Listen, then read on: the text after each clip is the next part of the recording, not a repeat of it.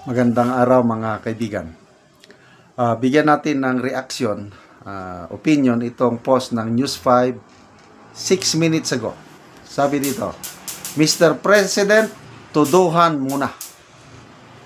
Hinamon ni Kamanggagawa Representative Eli San Fernando si President Bongbong Marcos na magsagawa ng mandatory, ito maganda ito mandatory lifestyle check audit sa statement of assets and liabilities and net worth salin at imbestigahan ang bank accounts ng lahat ng regional directors at district engineers ng Department of Public Works and Highways. Ito ay sa gitna ng issue na flood control projects sa bansa. Ito ang pahayag ng kongresista. Kung seryoso talaga ang Administrasyong Marcos na may mapanagot sa mga palpak na flood control projects, ipag-utos niya ito. Walang gustong umamin sa kalukuhan sa flood control at infrastructure projects. Di paaminin natin, giit ni Fernando. Agree ba kayo dito? Na magkaroon ng mandatory lifestyle checks. District engineers and regional directors. Tapos, imbestigan ang mga salin at bank accounts. Kung ako inyong tatanungin, dapat nga ganito ang gawin. Kasi, klaro na ang DPWH, ang ahensya na nag-implement ng mga palpak na proyekto, nasa kanila ang pananagutan. Nagmamalinis pa ngayon, may isang regional director na pagkatapos magalit ang isang gobernador sa Oriental Mindoro, nagpunta rin doon, sumunod din siya, nagbisita rin. Magaling. Yung regional director ng DPWH Region 4B or Mimaropa, nandun, nagbisita with media coverage. Ang galing. Sabi niya, nire-relieve ko lahat. Sibakin ko na ang district engineer at lahat ng DPWH personnel. Ang galing ng kanyang birada. Ano pa yung sabi niya? Na humihingi ako ng public apology sa governor kasi sa una, ayaw nilang papasukin ng governor sa area. Ano bang sabi niya? Na we in the DPWH, specifically Mimaropa, we have a very high standard ng project evaluation. And then, we have a very zero tolerance namin sa corruption. Tanong, may maniniwala pa sa kanya? Ay, nako. So, salamat dito kay Congressman Eli San Fernando sa ganitong suggestion. Ang malaking katanungan ngayon is, ang Pangulong Marcos Jr., kakagatin ba niya itong hamon na ito?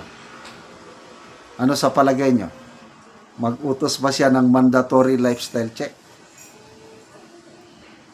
Kung magawa ito ng Pangulo, sasaluduhan natin siya.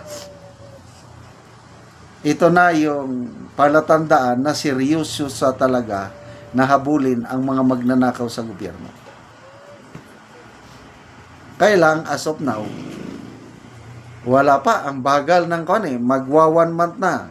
Kailan ba siya nag-sona? July 28. Pitsa 18 na ngayon. Naka 3 weeks na. So far, ang nagawa lang niya is yung magbisita sa mga palpak na flood control projects at maglabas ng listahan ng 15 top contractors. So far, yun pa lang ang nagagawa niya.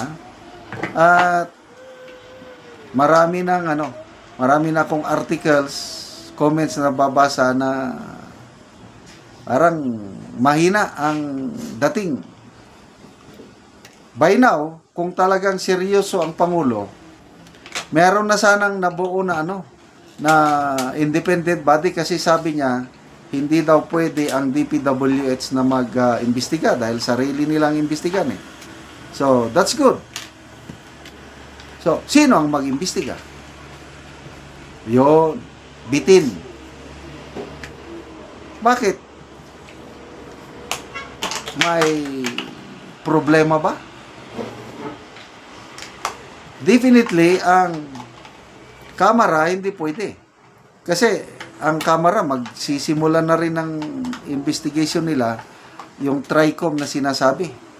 Committee on Public Works, Public Accounts, at saka Public Accountability. walang walang credibility. So, dalawa lang. Suggestion, sino bang nag-suggest? Ex-Senator Drilon. Pwede, COA, at saka Ombudsman.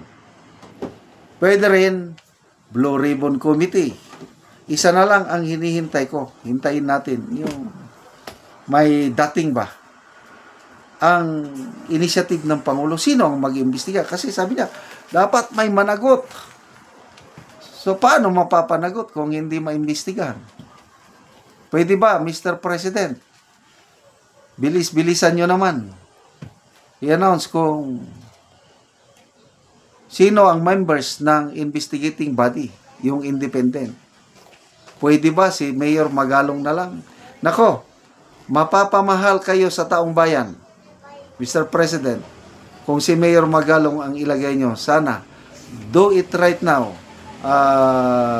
Sayang yung 3 taon na lumipas, na puros lang kapalpakan nangyayari, grabing korupsyon. Ito na ang pagkakataon ng Pangulo. So, sana magkaroon na siya ng tapang, yung political will. Lifestyle, mandatory lifestyle check, lahat ng DPWH officials, district engineers, regional directors, kung pwede pa nga, kahit dyan sa USEC level eh. Kasi mayroon daw tinanggal, USEC na mayaman. Kalimutan ko na yung parang Roberts, nakalimutan ko yung apelyido. Tinanggal na, USEC sa DPWH. Huwag lang tanggalin. Kasi kung tanggal, wala rin, natanggal. Paano mabawi yung pera ng taong bayan? Dapat may makasuhan, dapat may maparusahan, may makulong. Yun ang panawagan ng mga mayors for good governance sa pangunguna ni Mayor Magalong, Mayor Belmonte, Mayor Vico Soto ng Pasig at Mayor City Hataman ng Isabela City. So, hintayin natin ang sagot ng Pangulo sa hamon na ito. Salamat mga kaibigan sa inyong pagsubaybay sa ating channel. Kakatulong kayo ng malaki sa tribong Talandig ng Bukidnon. Ang income natin sa channel na ito, pantulong natin sa tribo.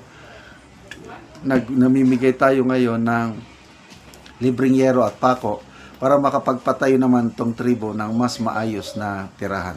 Panoorin nyo ang video na ito. Ni sila ang nataga Gero, mag-atop na ni sila karon.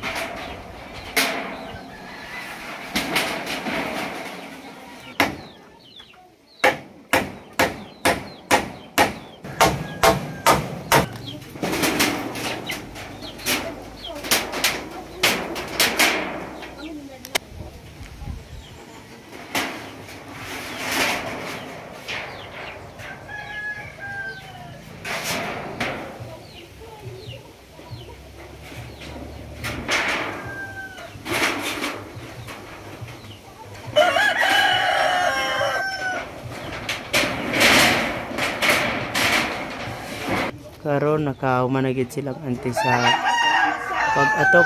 Salamat sa Ginoo, salamat sa lahat. Nangingatan na. Sa Ginoo nakahatagan mi og sin nga kabalay mi. Dili yan Oo. ulanan.